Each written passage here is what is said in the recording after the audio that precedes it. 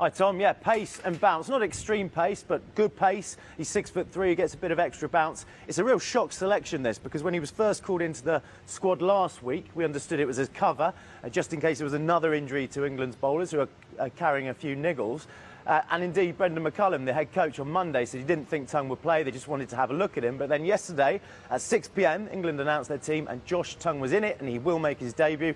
And it was also a surprise because we'd spoken to Chris Woakes earlier in the day, and we thought that he was going to play his first home test in 2 years. Woakes misses out, which is a shock because he has a really good record here at Lord's, Chris Woakes. But Tongue, it's a really good story. It's a fantastic story for him because a few years ago he considered quitting the game. He had 2 operations on his shoulder. Before that, he'd had a stress fracture to his back, a stress fracture to his foot.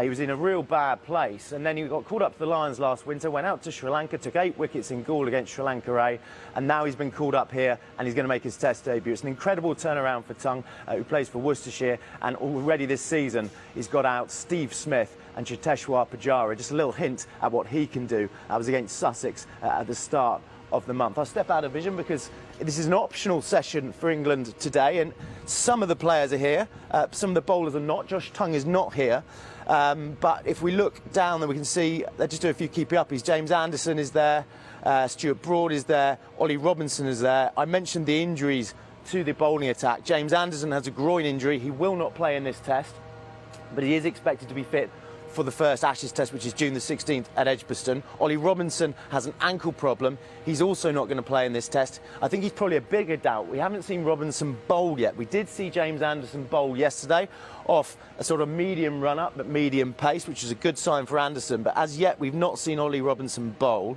And it means for this test, the bowling attack will be Tongue, Stuart Broad, who's just walking towards us in the middle there, along with Matt Potts, the Durham bowler. So those will be the 3 seamers. Then we'll have Jack Leach as the spinner and Joe Root to offer a bit of extra spin as well. We're going to hear from Ben Stokes, because Ben Stokes is a big talking point. I've not seen him out there yet, but he's got an ongoing knee issue, and that's hampered his bowling. It didn't allow him to bowl as many overs last summer. He didn't bowl much in the IPL.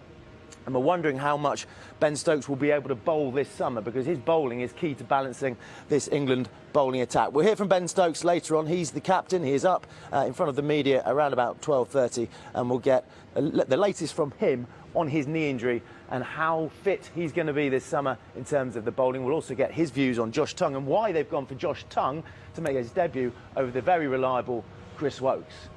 I'm very excited for this summer of cricket for England. James, thank you.